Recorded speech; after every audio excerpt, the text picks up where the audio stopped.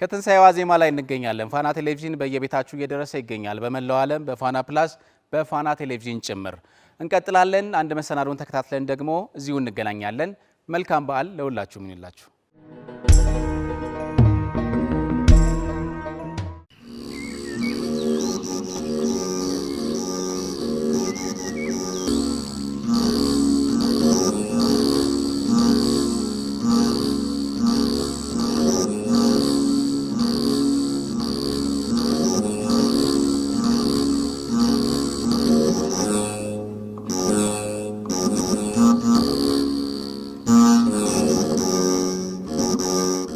ዲያቆን ጉታቸር ይባላሉ።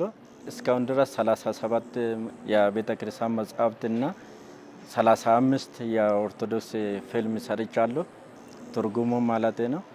35 ፊልሙን ከኮፕቲክ ወይም ደግሞ የግብጽ ቤተ ክርስቲያን ጋር አብሬ በመሆን ወደ ኦሮምኛ ትርጉሙ ሰርቻለሁ። 17 መጻሕፍት ደግሞ 12ቱ የራሴ ነው በግሌ የሰራው። ሌሎቹ ደግሞ ከአማርኛና ከእንግሊዘኛ ትርጉም ሰርቼ በምእመናን ዘንድ በአሁኑ ሰዓት በጣም ተወዳጅነት የሚነበበው መጻሕፍት ናቸው። ከመምህር ዲያቆን ጉታቸሮ ጋር እኛ የምንተዋወቅበት በአገልግሎት ነው። ያው ያገናኘችን ቤተክርስቲያን ናት። በሆለታ ደብረ ኤዶም ቅዱስ ገብርኤል ካቴድራል ኤዶም ገነት ሰንበት ትምህርት ቤት ላይ በትምህርት ወይ ደግሞ በመንፈሳዊ አገልግሎት ተገናኝተናል። ከዛ በኋላ ወደ አስኳላ ትምህርት በገባን ጊዜ የርቀት ግንኙነት ነበረን ለተወሰኑ ጊዜያት። በዛው እሱ የባህር ዳር ዩኒቨርሲቲ መምህር ነበረ፣ አሁንም እንደዛው ያገለግላል። እኔ ደግሞ ዩኒቨርሲቲ ገብቼ በዛው ደግሞ እኔም በመምህርነት ቀጥዬ በአገልግሎት እንገናኛለን ማለት ነው። መምህር ጉታን ያገኘሁት መላእክት የሚል መጽሐፍ በ2008 ዓ.ም ጽፌ ነበርና ያ መጽሐፍ ከተጻፈ በኋላ ወደ ኦሮምኛ ከመለሱት ሰዎች መካከል አንደኛው ዲያቆን ጉታ ነበረ። ሌላም ኤልያስ የሚባል አንድ ወንድም ነበረ። ከሱ ጋር ሆነው ነው የተረጎሙትና በዛ የመጽሐፍ ስራ አማካኝነት ነበር ያወቅኩት የነበረው። ከዚያ በኋላ ግን ደግሞ ለቤተክርስቲያን በተለይ በኦሮምኛ ቋንቋ ላይ ባለ አገልግሎት ለቤተክርስቲያን ያደርጋቸው የነበሩትን አስተዋጽኦዎች ምናምን በማየት በጣም የቅርብ ታዛቢ ነበርኩኝ። በደንብ የማየት እድሉ ነበረኝ። እሱም ባገኘሁት አጋጣሚዎች ሁሉ ስለ አገልግሎቱ ስለ ቻሌንጁም እንዲሁ ያወራይ ነበርና ከሱ ጋር የተዋወቅንበት አጋጣሚ መላእክት የሚለው መጽሐፍ ነው።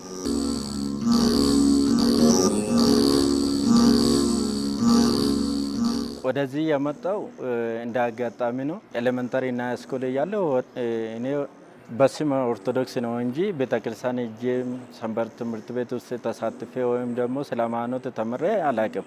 ከዛ ኮርስ ገባው።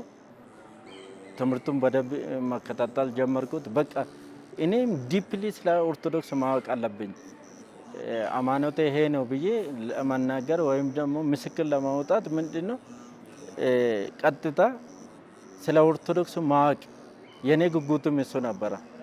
ኮርስ ሲማሪም ውስጤ ያለውን ጥያቄ መጠየቅ ጀመርኩት።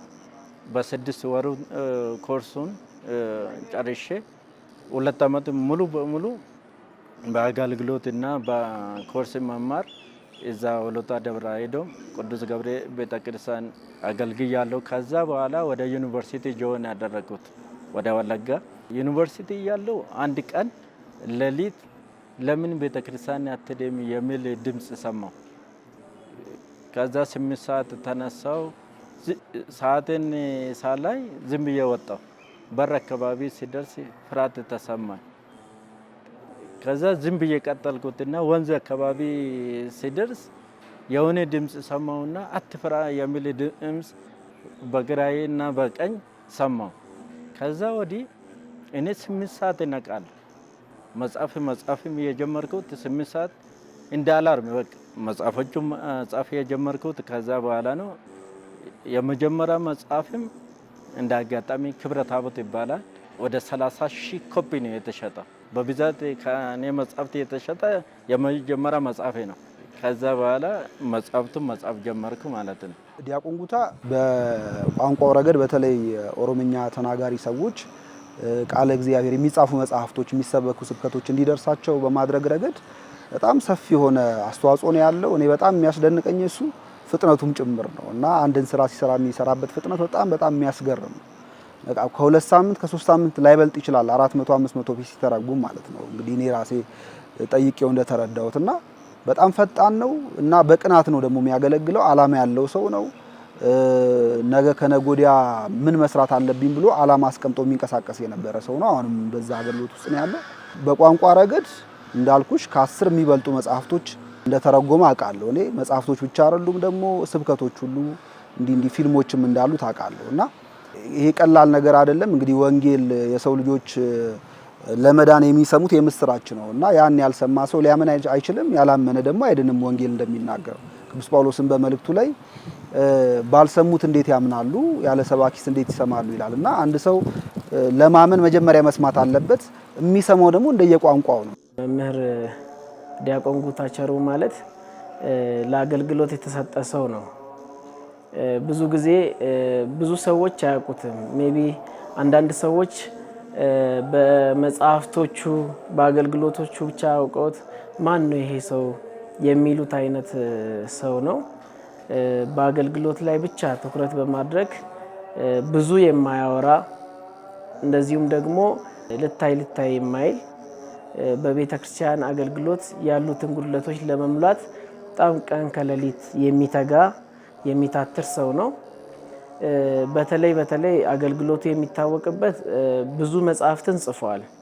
በዋናነት መንፈሳዊ መጽሐፍቶች ላይ ትኩረት ያደረገ ሲሆን በመቀጠልም ደግሞ ለኢትዮጵያ ኦርቶዶክስ ተዋሕዶ ቤተክርስቲያን ምእመናን በተለያዩ ቋንቋዎች በተለይም በአማርኛ የተጻፉ ብዙ ምእመናን በመንፈሳዊ ሕይወታቸውም በእውቀታቸውም ብዙ ማትረፍ የሚችሏቸውን መጽሐፎች እየፈለገ ከመምህራኑ ጋር እየተገናኘ ፍቃድ በማስፈቀድ ትላልቅ የትርጉም ስራዎችን መስራት ችሏል።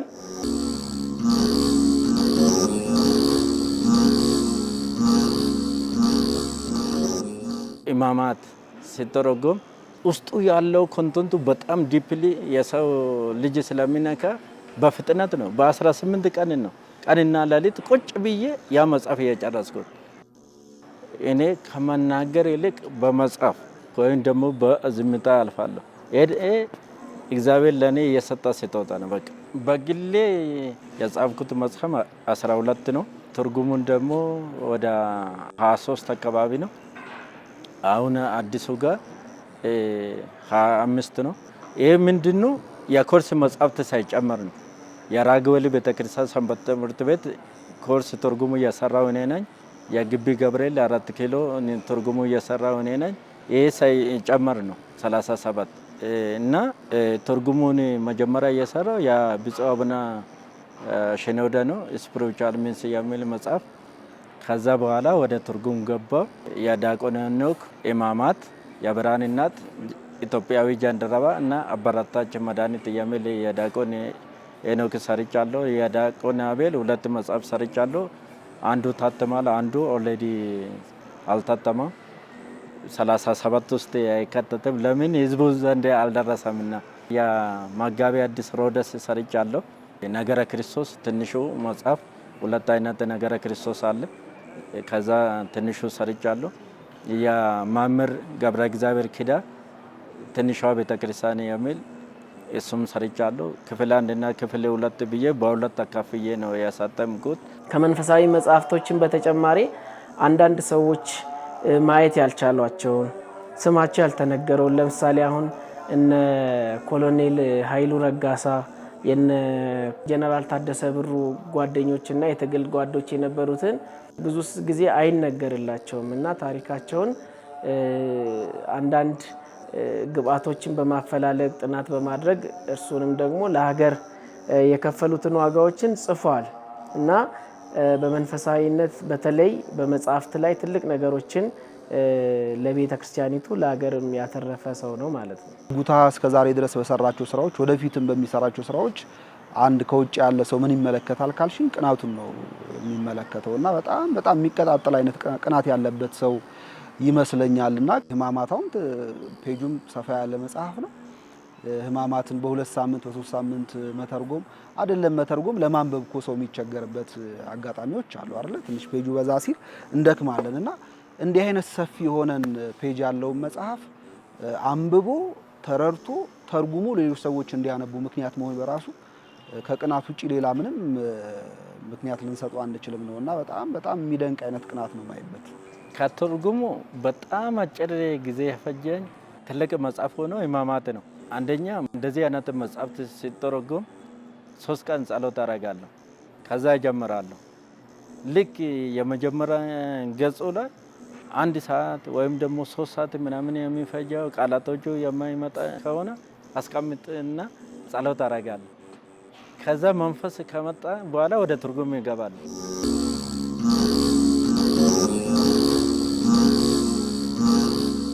ለየት የሚያደርገው በመጽሐፍ ብቻ ሳይሆን አገልግሎቱም በጣም ሰፊ ነው። በየክፍለ ሀገራቱ በዚህ ቋንቋ የሚናገሩ ሰዎችን ለማብቃት የሚዘረጋቸው ስልጠናዎች አሉ። ብዙ ራሱ ደጋፊ ያለው አይመስለኝም። ደጋፊ ያለው ማለት በማቴሪያል በእቃ በቦታ ያን ያህል ሰፖርት የሚደረግም አይመስለኝም። በሚፈለገው መጠን ግን ራሱ ኢኒሼቲቭን ወስዶ ራሱ ተንቀሳቅሶ በጣም ብዙ ነገሮችን ለማድረግ የሚሞክር ነው እና ይሄ ቀላል አይደለም። መቼም ሰዎችን ለማዳን የሚፈጸም አገልግሎት ስለሆነ ቤተክርስቲያን ብቻ ሳይሆን እግዚአብሔርም በደንብ ያውቀዋል ልፋቱንም ጭምርና ቦታ በዚህ በአገልግሎት ሂደት ውስጥ የፈጠራቸው ሌሎች ቦታዎች አሉና ከሱ በኋላ እንኳን ያገኘኋቸው እኔ በየማህበራዊ ሚዲያ ላይ እንጽፋቸው የነበሩ ትንንሽ ወይም አጫጭር አርቲክሎችን እየተረጎሙ ይለቁ የነበሩ በጣም ቅናት ያላቸው ለቤተክርስቲያን በብዙ መንገድ ሊጠቅሙ የሚችሉ ብዙ ጉታዎችን መፍጠር ችሏል ነውና ቀላል ኢንስፓይሬሽን አይደለም ያለው የሱ ስራ። ትንሿ ቤተክርስቲያን እንግዲህ የቤተክርስቲያናችን ትንሿ ገጽ የምትታየው ቤተሰብ ላይ ነው እና እሱንም በተለይ በትዳር ህይወት ውስጥ ላሉ ቤተሰብ ለመሰረቱ እንደዚሁም ደግሞ ልጆች አስተዳደግ ላይ በመንፈሳዊ ህይወት ውስጥ እንዲመላለሱ ለማስቻል በሚደረገው ህይወት ውስጥ ትልቁን ድርሻ የሚወጣ መጽሐፍ ስለሆነ እርሱ ደግሞ በጣም ትልቁ ስራው ነው ብዬ አስባለሁ። የሚወደድ መጽሐፍ ነው። ሌላው እንግዲህ ሁላችንም በተለይ በኢትዮጵያውያን ዘንድ ትልቅ ስፍራ ያላት እመቤታችን ናት። እመቤታችን ደግሞ በጣም በጥሩ ሁኔታ የተገለጸችው በብርሃን እናት መጽሐፍ ነውና እሱም በጣም ዘመን የማይሽር መጽሐፍ በብዙ ሰዎች ተወዳጅነትን ያገኘና በጣም ቆንጆ መጽሐፍ ነው። በጣም ደስ ብሎኛል። ተደራሽነት አርለዋና ያው የሚጻፍበትም ዓላማ ሰዎችን ለማስተማርና ወደ እውነት እንዲደርሱ ለማድረግ ነውና በአንድ ቋንቋ ብቻ ሲጻፍ ያን ቋንቋ የሚያውቀው ሰው ብቻ ነው መጽሐፉን ሊያነበውም ሊረዳውም የሚችለውና ሁሉ ጊዜ 2-3 ቋንቋ በሆነ ቁጥር ተደራሽነትሽ እየሰፋ ይመጣል። ያ ደግሞ ቃል እግዚአብሔር እንዲስፋፋ ያደርጋል። ቃል እግዚአብሔር ሲስፋፋ ሰው ይማራል ብቻ ሳይሆን ሰውም ይድንበታልም ጭምርና ዓላማው የበለጠ እንዲሳካ አንድ እርምጃ ማራመድ ስለሆነ በሱ በጣም ደስ ብሎኛል። መጽሐፉ በኦሮምኛ ምን ማለት እንደሆነ አላቅም ነበረ። ተተርጉሞ ሲመጣ መጀመሪያ ያስጠኑኝ ርዕሱን ነውና ኤርጋሞታ የሚል ነው፣ መላእክት ማለት ነው እና ራሱ ርዕሱን ራሱ በኦሮምኛ ማየት በጣም ነው ደስ ያሰኘኝና አሁን ድረስ በጣም በክብር ካስቀመጥኳቸው ነገሮች መካከል አንደኛው እሱም ጭምር ነው እና በጣም ነው ደስ ያለው። ይህ መጽሐፍ ጽፍ የተለያዩ ፈተናዎች አሉ። አንደኛ ምእመኑ ገዝቶ አያነብም። ሁለተኛ መጽሐፍ ሲገዙ ራሱ የኦሮምኛ ላይ ትኩረት የሚሰጠው የብር መጠኑ ነው። አሁን ይሄ የብርሃን እናት ነው። የአማርኛም 500 ነው፣ የኦሮምኛም 500 ነው። ጥያቄ ይጠይቃሉ፣ መጽሐፍ አይገዙ። አገልጋዮች ዘንድ ምንድነው የኦሮምኛ መጽሐፍ የለም ይላሉ እንጂ ታትሞ ሲወጣ አይገዙ። ችግሩ ይሄ ነው።